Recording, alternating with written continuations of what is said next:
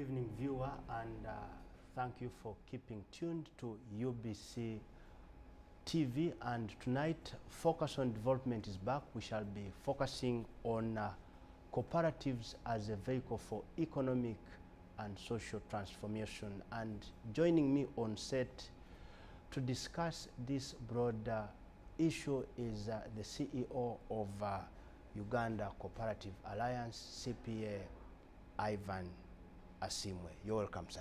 Thanks so much, and good evening, viewers. Yes, speak to us about this global concept of cooperative. Thanks so much, moderator. First of all, I would want to really to thank UBC for accepting to host us so that we share this program with our viewers, with our Ugandans. And we thank you so much.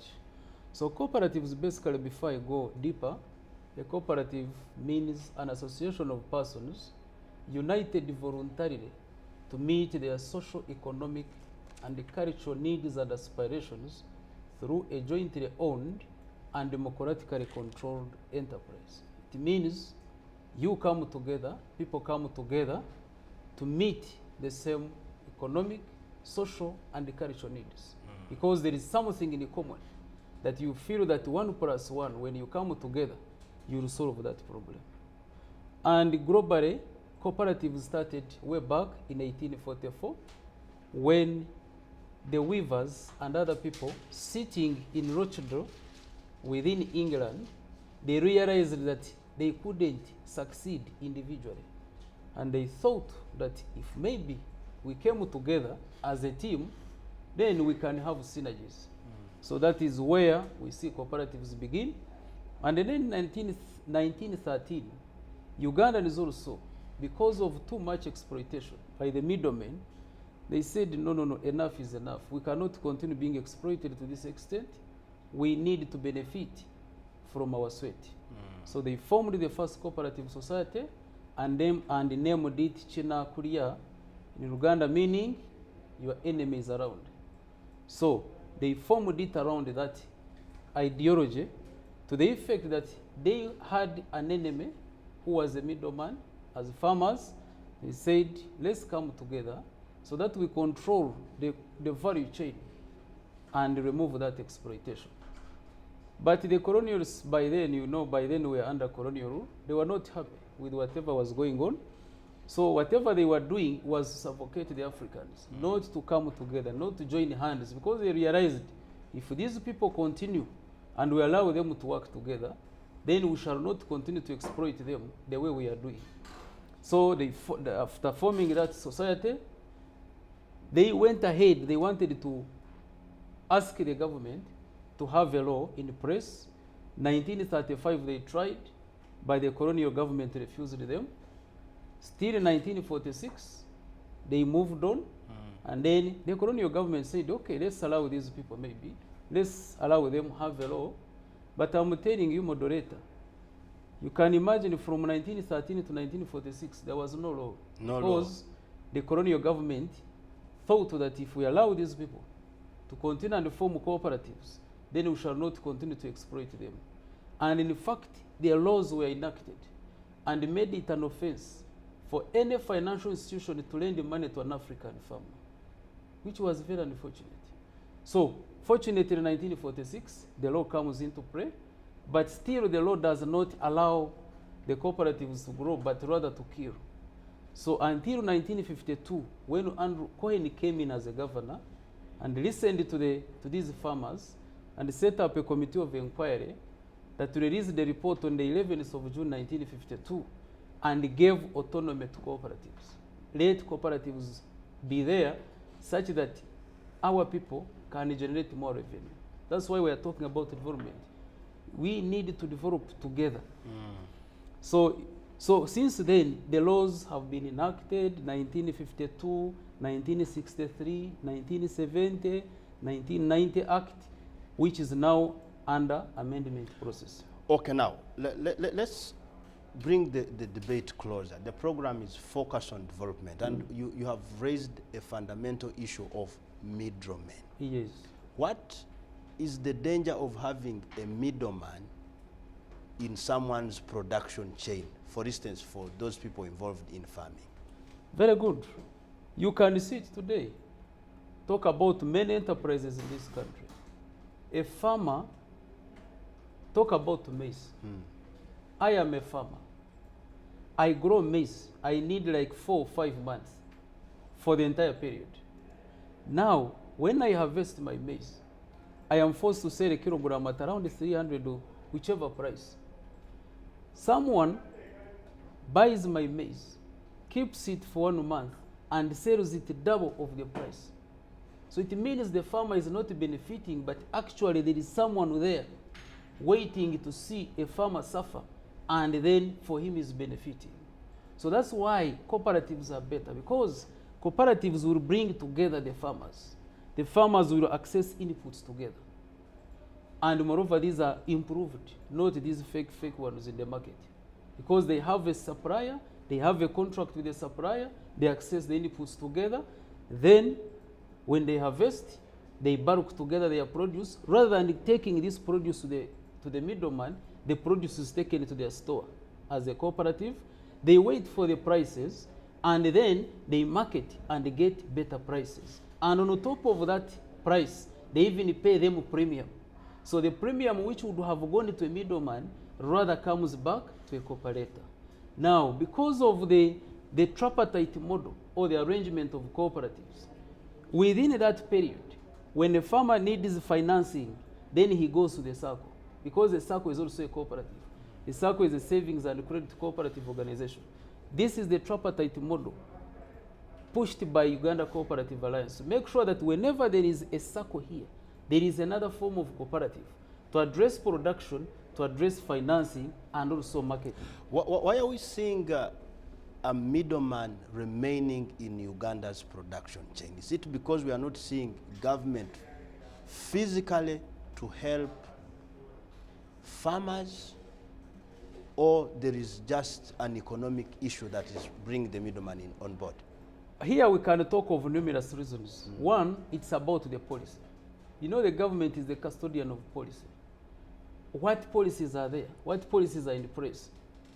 You can imagine, like now, moderator, I am a middleman. I go and buy maize from a neighbor at 300 shillings and supply the same maize to Uganda prisons or police or whichever institution of government at 3,000 shillings. It means the middleman is earning more than the farmer. So what the government would be doing under that arrangement is to make sure that there is a policy. Like what I have seen in Brazil, it has even gone to Philippines. In Brazil, the policy is government procuring agricultural produce, a certain percentage must be from cooperatives. Why? It's because you want to develop many people. But when you are government and you are buying from individuals, it means that you are developing individuals at the expense of many people. And if you are talking of the middle income status, then you are talking of many people going there. So for people to go there, then you need a policy that will bring more money into the community. Then another one, of course, is about financing. Many farmers don't have access to financing. Can you believe farmers even sell gardens because of money? Before before the maize has germinated, the farmer starts negotiating with the middleman, and the middleman is ready to pay. So he buys a garden, everything he germinates, he's seeing, does the weeding, harvesting, and of course, when you are selling a garden, then there is no basis for valuing that produce. So in other words, the farmer is cheated at that level because there is no financing. The banks that are available today, if you looked at their interest rates and their terms, they don't favor farmer. However, this one, we have been talking about it. This is an issue of the cooperative bank. If the cooperative bank, you know, in Uganda we had the cooperative bank. The Cooperative Bank of Uganda started in 1964. And then 1999, it was closed by the government and taken over by Bank of Uganda. Now, and since then, yes, we have, as cooperators, we have never been availed a liquidation report. We shall come to the challenges that led to the cooperative union in Uganda to collapse. But let's look at, do you think that the cooperative movement or cooperatives or cooperators can play a lead role in the economic social transformation Very of good. any country? I will give you some examples. Just go to France. In France, cooperatives control over 300 billion euros. The economy of France, it's a developed economy. Come to Germany, 195 billion euros. Netherlands, 80 billion euros. You come to others, Canada, South Korea, Malaysia, all those developed economies have developed because people come together. You know, when the people come together, in finance, we call it a synergy. 1 + 1 equals 3 plus. Why? Because the value of 1 and 1 separate. Why is it When you join the two, why isn't it 2? Why does it make It is 3? not 2 in mathematics, it is 2, but in finance, we have the synergetic effect. When you add me and you, then the value you get is more than myself and you, because we bring our skills together, bring our knowledge together, bring our innovations together, so the value is more. So you come to, let's say, Brazil. Okay. In Brazil, 50% of the agricultural produce goes through cooperatives. We visited some cooperatives in Brazil. I was there this year. You can believe one cooperative like this, Comega Cooperative Union, processing 6,000 metric tons of soybean per hour. 6,000 metric tons. Tons of soybean per hour, and it's a multinational. Go to Netherlands. Friesland Campina is a dairy cooperative. Its annual turnover is 11.3 billion euros, which is an equivalent of 48 trillion Uganda shillings, the double of our economy. That's a cooperative. You go to Korea, South Korea, Japan, 90% of their produce goes through cooperatives. All those are developed economies. So what is the magic? What sort of system have they put in place to ensure that this system is not collapsing like we've seen in many African countries? Very good. One is policy framework. You need a policy to make sure that you allow the cooperatives to grow. But if there is no policy to allow the cooperatives to grow, you can imagine if you looked at the history of this country, cooperatives were very strong. 1960s, 1950s there, they were very strong. You can believe by 1965 in this country, cooperatives were controlling 325,311,500 shillings, which was a lot of money by then. You look at the 1962, before independence, cooperatives had 14 gineries and 7 coffee chewing plants, and they were given 100% monopoly to gin cotton. So you can imagine where we were. By 1961, they started Uganda Co-operative Alliance. Uganda Co-operative Alliance came before independence. By 1963, they formed the Cooperative College, Chigumba. 1964, there is a cooperative bank. So had we remained at that pace, it means the economy of this country would be in the hands of the cooperatives and hence in the hands of Ugandans. That is how a country develops. You know, you cannot talk of development without developing the local content. The local content plays a bigger role. I will give you another example. Let's say in Brazil. In Brazil, they have the best health cooperative in the world with 110,000 physicians and with 113 hospitals. That is a cooperative. Now, if such an ideology came here, where our doctors and medical practitioners can form a cooperative, then our people wouldn't be flown to Ug Co hospital, to India, to Italy for medication, but rather the services would be here. Yep. And when the services are here, that translates into economic transformation. Yeah, I have one question to you. You have taken time to understand the way of life of Ugandans, the economic challenges they are going through. Do you attribute the current poverty levels the majority of Ugandans are suffering because of the collapse of the system that they enjoyed in the 60s? Yes, true. Especially the collapse of the cooperatives. Because like what I have explained, you can see that if we really had those strong cooperatives in the country, like what other countries are, then it would be far. Why? Look at how many people are rich and how many are poor. You can look at Uganda is gifted by nature, but surprisingly with poor people. I don't know how you can add this or subtract. It's very unfortunate. You can imagine. Gifted by nature? Yes, gifted by nature, but with poor people. This scenario cannot be even explained. Why? You are seated on gold, but you are poor. A person who is seated outside, rather than you being a donor, you are a beggar. It is unfortunate. Look at coffee. We have a print of coffee in this country. We are the 8th country in the world in terms of coffee production. The first one is Brazil, which produces 43 million bags per year. Then Vietnam. In Africa, we are the second, following Ethiopia. Ethiopia produces 6.4 million bags. Uganda, 4.5 million bags annually. We are the third. But you can imagine a coffee farmer here in Uganda, after going through the whole process, is paid 5,000 shillings.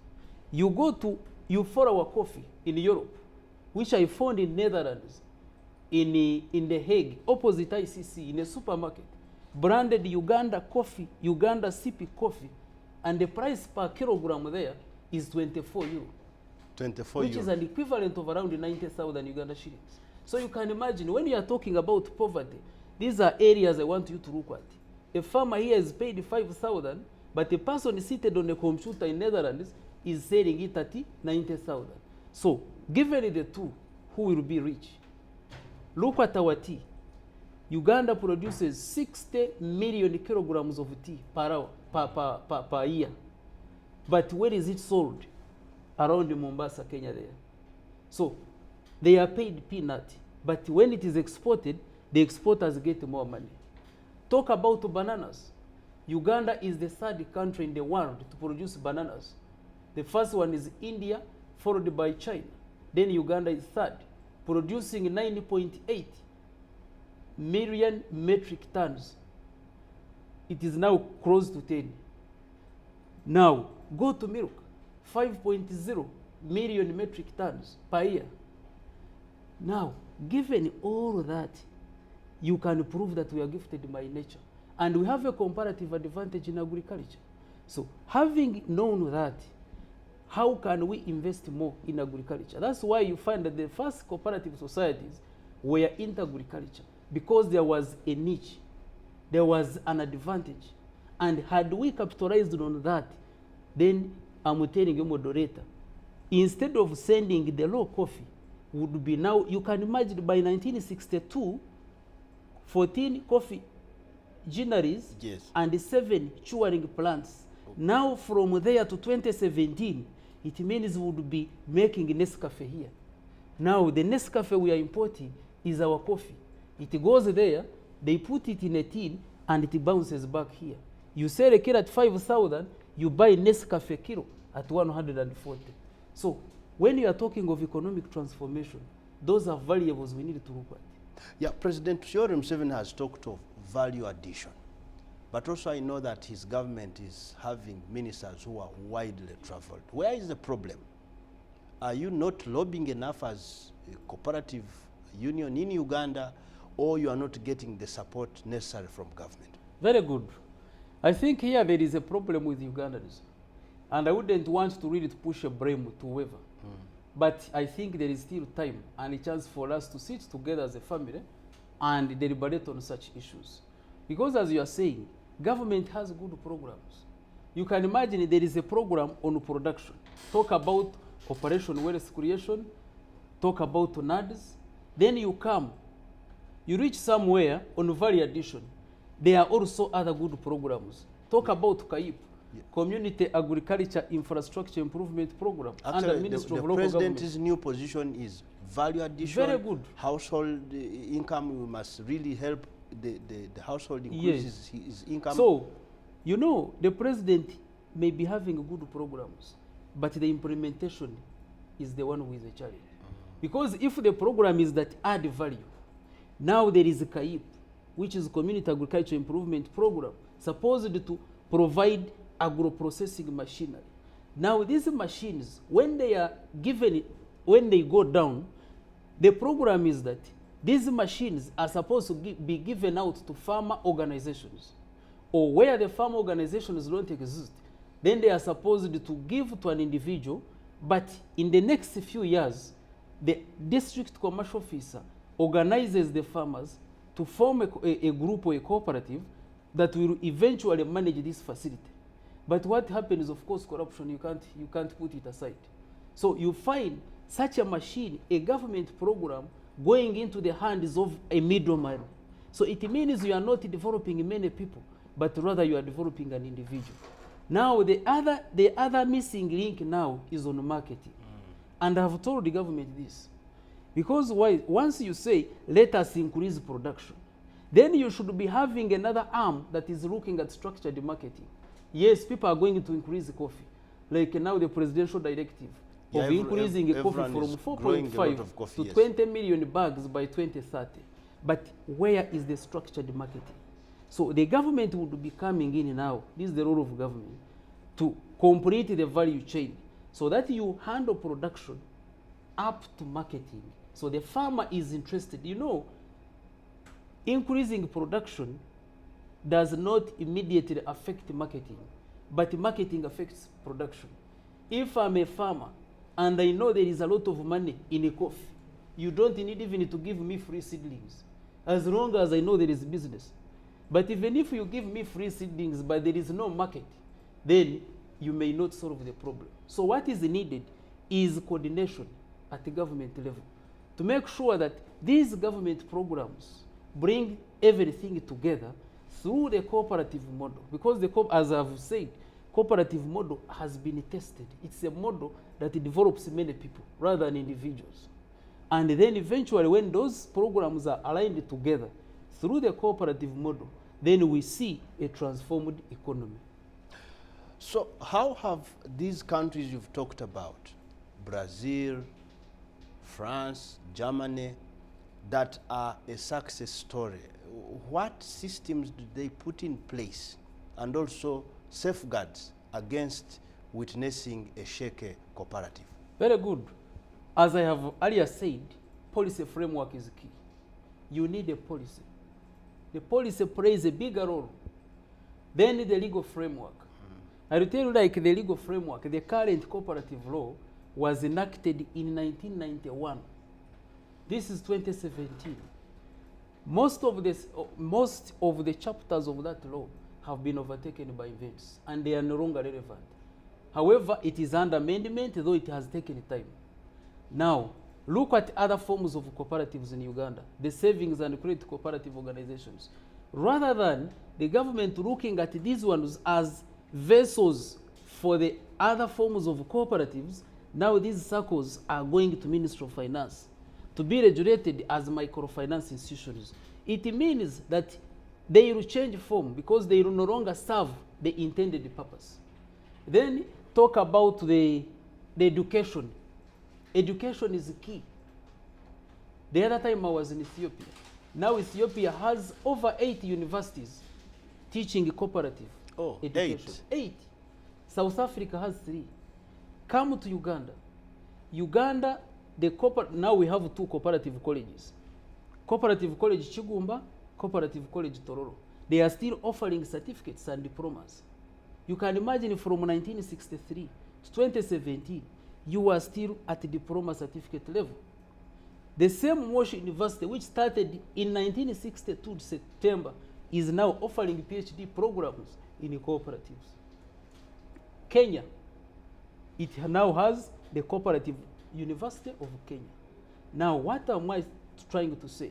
We need to address the issue of education because it is key. I am telling you, if I was to ask, like if you were to use random sampling in this hall, to ask your people here, to define a cooperative, you would see many people escaping from me. Because yes, it is a bit tricky. But most of them could yes, have started but they are learned, on cooperative and they are learned, they are graduates. Yes. But if you asked them to tell you about the French Revolution, the person would be able and having the capacity to discuss a paper the whole night. Maybe that could also forgetting that French Revolution does not help you as a Ugandan transform this country. Can't we throw that to the organizers of the cooperatives? Maybe you've not done good homework. Now, this is where we come in. Because we are now telling government, if we are to have strong cooperatives, let's address the education issue. And I'm happy to inform you that as we speak, Uganda Cooperative Alliance, together with the National Curriculum Development Center, are working out a curricula to have cooperative education taught from senior one. That is a very big step, so that the young people learn and understand the role of cooperatives. In previous years, it was a policy that for you to work in a cooperative, you must go for cooperative training in a cooperative college. That one is no longer there. You can imagine now you go to a district, there is a so-called district commercial officer. District commercial officer? A district commercial officer is appointed by the District Service Commission in the Department of Production and Marketing, responsible to the cow under the local government ministry. But this is a person who is supposed to liaise with the Ministry of Trade Industry. This is a different ministry. Now, how do you do that coordination? So that's what we are telling the government. For planning purposes, we need to streamline the cooperative movement. We know that this one is the minister, the commissioners, the district cooperative officers, such that there is close supervision and monitoring. That is another system that the developed countries are using. The cooperatives are closely monitored and supervised to make sure that they remove these frauds and mismanagement, which you have been hearing day and night in this country. But once the structure is properly streamlined, I will tell you, like now, a district commercial officer to go to a circle, then legally it is contested, because this is someone belonging to a different structure. Again, this is someone, most of them cannot even define a cooperative. Okay, now, why did the cooperative union collapse? Because you must have borrowed lessons from countries like Britain, the ones you've mentioned. Why do we see the cooperative movement in Uganda collapsing, and yet you are talking of huge millions of money that you are owning in the 60s? Very good. Why the cooperative, especially the unions and other forms of cooperatives, why they collapse in this country? One, it was about the political instabilities. Fortunately, today we are stable politically. But around the 1970s, early 80s, because of the upheavals, cooperatives lost a lot of assets. To date, some have not been compensated. They lost their assets, their buildings were destroyed, they lost their assets, like movable assets, lorries, trucks, they lost their stock, like the coffee unions, go to Banyankole, go to Masaka, go to Wamara, they lost a lot of stock. Then they also, the people died, their members died. Now, because of that, of course, they were greatly affected. Secondly, when they were now coming up after the war, around 1990s, now trying to come up with a business, economic restructuring comes in, liberalize the economy. Now, when they liberalized the economy, of course, the cooperatives were not yet strong because they were still picking here and here to come back to business. And these are now exposed to big multinational companies. And that one completely put the last nail in the coffin. Talk about corruption and embezzlement. We cannot say that cooperatives are completely perfect. In that struggle, where everybody was now struggling on his own, especially because of political instabilities, now corruption, embezzlement, frauds came in. And now whatever was left, some people went with them. So basically, those are the reasons why they collapsed. But since then, Uganda Cooperative Alliance as an umbrella could not see the cooperatives go down, because it was our role to make sure that we bring back the cooperative movement. Because Uganda Cooperative Alliance is the apex body for all cooperatives in the country. Do we see all the cooperative movements in Uganda collapse, or there are those that... There are those that survive. Okay, let's talk about BCU. Yes, Bugisu. Yes, Bugisu Cooperative Union. Yes, this is it's one of the strongest unions we are having. Yes. What made it survive in the storm? They were not badly affected by the war. No, not like massacre, because you see the war was from this side. So for them, they were not badly affected by the war. So they remain in the business. So were these ones affected by the war, participating in the war? Or No. Of course, you know, when the war comes, like we are seated here, then you know how to scatter. In the process of scattering, you don't know what happens behind. So most of their assets were bombed, they were looted, so that is how they lost. Yeah, but the NRM government made good of whatever, you know, some of those issues that were lost in the process of war. Have you tried to recover? Because this government has really tried to reach out on whoever, even the people who lost cows, those ones whose cows were taken, have all been paid. So why don't you ask for compensation? Very good. 2016, on the 28th of June, we petitioned the parliament over the same. In fact, there were 10 points. And among the 10 was the issue of war loss compensation. And to date, we are still telling government. And I'm happy government is very positive on this. Though it has taken time, because you see these are big figures. And has a lot of issues dealing with. And there are also other issues, verification and others. But at least I really appreciate the government. It has done that part. And we are very optimistic that in the near future, all cooperatives, the unions that lost their assets and whichever, they will be compensated. So talk about the Kasese. I remember there was a factory, a cotton ginnery. Nyakatonzi. Yes, Nyakatonzi.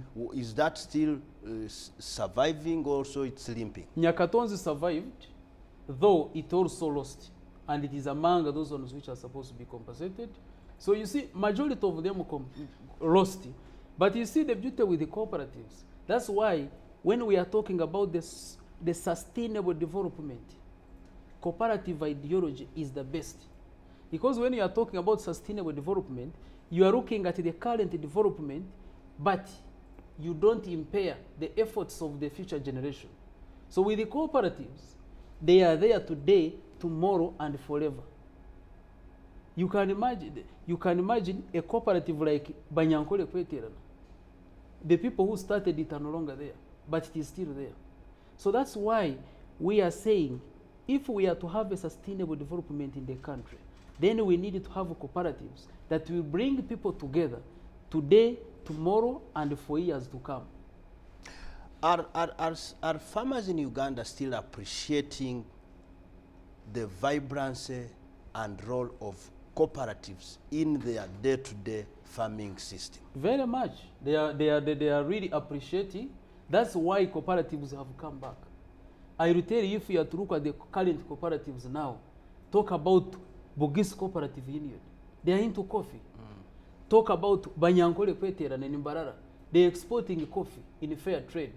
Ankole Coffee, they are in fair trade. Bundibujo, this is a Muriki Cooperative Union. In cocoa, it is in fair trade.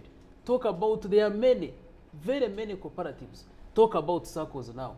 The savings and credit cooperative organization. You know, some people don't know that circles are cooperatives. They are savings and credit cooperative organizations. Talk about Wazalendo. Wazalendo is now bigger than a commercial bank. Okay, now, Ivan, let me ask this question. We have two categories of farmers in Uganda. Yes. There are those on a small scale, and you have described them as really miserable farmers. They are sitting on gold, but they are still living a poor life. A miserable life, yes. Are the category of farmers in the cooperative movement having a fair day in terms of responding to the challenges that farmers go through? Middlemen, poor prices, not being helped. Very much. It's the same problem, those in cooperatives and those in without cooperatives. No. There is a very big difference. I will tell you, yes, I will tell you, like if I use the example of Ankole Coffee. These are farmers who are now accessing coffee seedlings through their cooperative. Now when Ankole Coffee is supplying coffee seedlings to the farmers, working together with Uganda Coffee Development Authority. Now they have extension officers as a cooperative union. They are fully paid by the cooperative union. And then after that, all the farmers' coffee, and here we are talking of smallholder farmers and even some commercial farmers. But basically, in Uganda, even if you are to talk about farming in general, majority are smallholder farmers. So these smallholder coffee farmers bring their coffee to the union. The union does the primary processing and sends the coffee to fair trade. You know what happens? They give them the first payment. When they have exported and they have been paid, then there is what they call premium payment. Now, on top of that, they have constructed a health center for the members. So when I'm a coffee farmer, a member of Ankole Coffee, I just need to go to, when I'm sick, I don't need to sell my land, but rather I go to the health center, I get the services, and then payment is the coffee that I will borrow with the cooperative. That is development. So do you have specific maybe crops that you have interest in as cooperatives? Because now when you look at Uganda's farming system, we have millet farmers, we have maize farmers, we have potato growers. So are you taking everyone on board, or you are looking at lucrative crops like cocoa in Bundubujo and maybe coffee in Bugisu? Very good. You see, cooperatives are formed by members who have a common bond or a common need. So we cannot say that we have specific enterprises. It depends on the needs of the people. Myself and you, moderator, if we are cattle keepers today, then we will ask ourselves, what is our challenge? Our challenge is marketing. Can we bring our cows together and start? That is a cooperative.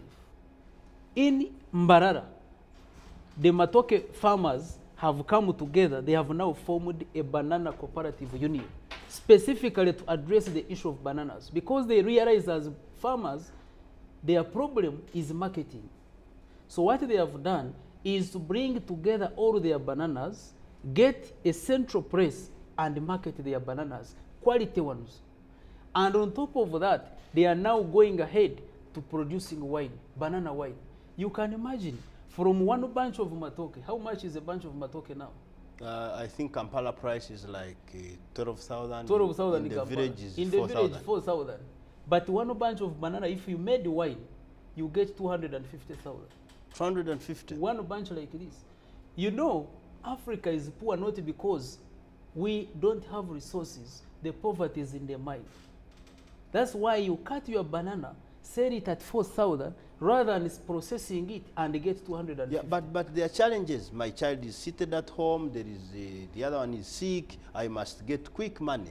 Very good. To respond to these That's why now. problems. That's why now they form the circles, such that if we are banana farmers and my child is sick, rather than going to save my bananas cheaply, I just go to the circle. This is my circle. Or if the circle cannot help me, talk about the cooperative bank. Yeah, but now but circles come with the huge interest rates. They have grabbed people's property. So how are you moderating these circles to ensure that they are helping out on the farmer challenges without necessarily making them lose their property? Good. You know, now, of course, growth is a gradual process. The way the circles began, they have now transformed and they are now giving affordable financing to members. And you see the beauty with the circles, a circle is member-owned, member-used, member-controlled, and benefiting the members. It is the members to fix the interest rate. Unlike in banks where you don't have a say on interest determination. So that's the beauty with them. However, it is still a process. And we believe that at a certain time, even circles will be in a position to compete with the commercial banks. Yeah, Mr. Ivan, you did hint on the challenge that you were having plans to start up a bank, which was closed. So how significant was this bank in the cycle of the movement? The cooperative bank that started in 1964 was really helping, especially the farmers. Because you have said it clearly. Here is a farmer, Ivan. I want, let's say, 200 million, which the circle cannot offer. then I am now forced to go to a commercial bank with huge interest rates. You know, these commercial banks, if you have learned them clearly, they have their intrinsic costs which they cannot disclose. I have gotten loans, many loans from commercial banks, but as an accountant, if I start to compute, I'm telling you can't believe it. The face value will be 18%, but the intrinsic costs, if you are to compute them, you can't believe it. So that is what now the cooperative banker would be coming in to address. Where the SACCO cannot give you, then this is still your cooperative bank that has the capacity to give whichever magnitude you are looking at. So we are engaging government, and I'm very happy because the government is positive to have the cooperative bank back such that it can address these financing gaps that we see today. Now, let's come to the last bit of the show now. What plans are you having? Maybe before that. We are not seeing a vibrant workforce in Uganda getting excited with the opportunities that the cooperative movement comes with. Where do you find the missing gap? Very good. You see, as Arya said, Uganda is gifted by nature. And on top of that, we have a big population. You can imagine a population close to 40 million, around 38 million. Yes. With a growth rate of 3.2% per annum. Meaning in the next 30 years, the population will double, if you have to compute it mathematically. Secondly, with a youthful population within the entire region, 77% of the youth below 30 years. Now, that is better enough for us to think in a cooperative model. But where is the missing link? Yes. One, education and training. This is what we are doing today. You know, you can ask some people, are cooperatives there? People will say, cooperatives died long ago. But we only have SACCOs. The person tells you cooperatives died, but there is a SACCO. A SACCO is a cooperative. And next to him is Banyankole. He says, Banyankole, I only see a machine there, but I don't know. So meaning that there is a need for community awareness, which now is our focus. And we really appreciate that we are here to really share with Ugandans the beauty of cooperatives. Secondly, we need the financing arm, which financing arm shall help the cooperatives and the cooperators to access affordable financing. Thirdly, we need good policies, like I've enumerated. Because you see, once you have the good policies, then it means that the cooperatives will flourish very fast. But once the policies are not clear, talk about taxation. We really appreciate the government. In 2015, most SACCOs were being closed by URA because of taxation, because they had tax areas to the tune of 40 billion. Uganda Co-operative Alliance, together with other practitioners, engaged the government, and the government put a tax waiver, which was a relief to SACCOs. Then this year, in this budget, SACCOs have been exempt from taxes for the next 10 years. So in fact, we appreciate government, and we really request the government to go ahead and even exempt other forms of cooperatives. Because why?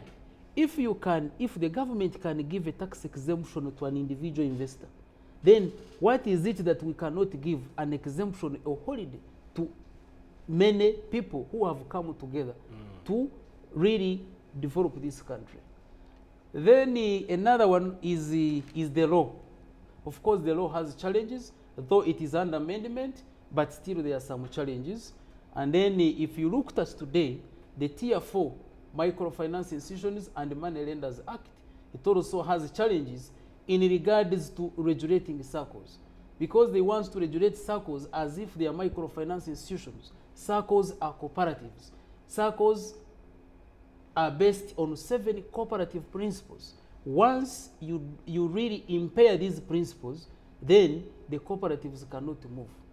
Then maybe another one is, of course, the policy, whereby government should put up a policy. Which policy is good enough for the cooperatives to move, like the policy on procurement, I was in Ethiopia.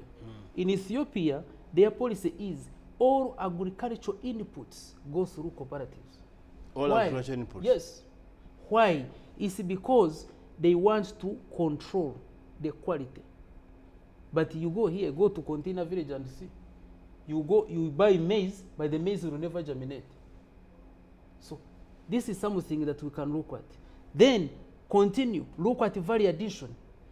If we have structures, yes, we are talking about these farmers bringing their produce together, but some cooperatives don't have storage facilities. Now, because of that, then they cannot go ahead to bulk their produce. Some of them lack processing facilities, agro-processing machinery. So the government can look at that area. Then structured marketing. What structures have you put in place, like the Ministry of Trade, Industry and Cooperatives, to make sure that these cooperatives can compete on the market with the other multinational companies? Those are issues we can look at. Yeah, finally, what plans do you have now for revamping, ensuring that the cooperative movement in Uganda is vibrant, maybe now that we are heading to 2018? Yes. One is to make sure that we bring everybody on board, especially the youth and the women. Because you see, when you look at the cooperatives, you will find all the people. These are people who started the cooperatives. They have the cooperative at yes. heart. When you look at our younger generation, the situation they are in now, it is a bit hard to convince a university graduate to go into farming. But what we are doing now is to make sure that these cooperatives are creative and innovative enough to attract the young people. Like in other countries, you can name them. Like these young engineers, electrical, civil, mechanical, and others, if they were brought together, they are trained, sensitized, and form the cooperative union for the young engineers. These would be the engineers with the capacity to construct our roads. And that one would solve the unemployment problem. Our doctors, if you brought them together, for them to understand that working together, they will benefit more. Then rather than having these individual clinics in Kampala and the other areas, they would merge, bring their skills, their knowledge together, and form a health cooperative union that is able to construct hospitals like in Brazil, so that me and you, rather than going to Germany for medication, the money remains here. You get it? Yes. Then, the other thing we are focusing on is, of course, education. To make sure that people are educated. I don't blame anybody. It's because we have not done much in regards to education. Both the young and the old, we need to educate them to know the value of cooperation. Then another one is to work to continuously engage government to come up with good policies and legal framework to allow cooperatives grow to better heights. And lastly is to bring cooperatives into all sectors of the economy, not only agriculture, but to have cooperatives in energy, in transport, in agriculture, in oil. Oil has just come in. Now we should have positioned our people to own this oil, to be the ones to control the whole thing. So all of those areas, and eventually you find there is holistic economic transformation. Finally, Ivan, what is needed for you to have a cooperative on a very small level that is going to be affiliated to the big umbrella union? Very good. What is needed, first of all, is the common understanding. You know, a cooperative, as earlier defined, is where people with a common bond come together. We are cattle keepers. We produce milk, but we cannot sell our milk. Then we say, let us come together. Now, having known that, then you have, that is now a group. Then you go to your meeting and pass a resolution as members that on such and such a date, we resolved to register our group as a cooperative. And then you feel bylaws. There are some standard bylaws that have already been designed for circles and other forms of cooperatives. You fill those bylaws, you fill what they call statement of affairs, which is like a statement showing what you have collected and what you have spent so far and the balance. Then you bring everything, go to the district cooperative officer, gives you a recommendation. Then you go to the registrar for cooperatives, and immediately you get a registration certificate and you start your operations. Thank you very much. That was CPA Asiimwe Ivan, the Secretary General Uganda Cooperative Alliance, and he was in the studios to share his thoughts about the cooperatives as a vehicle of socio-economic transformation. On behalf of the entire production crew, I'm Innocent Musinguzi, wishing you a very good evening, but I'm saying keep tuned because we have other programs coming up next with news at 10 p.m. Good evening. Thanks so much. Thank and you. Good evening. Thank you very much, sir. And thanks so much.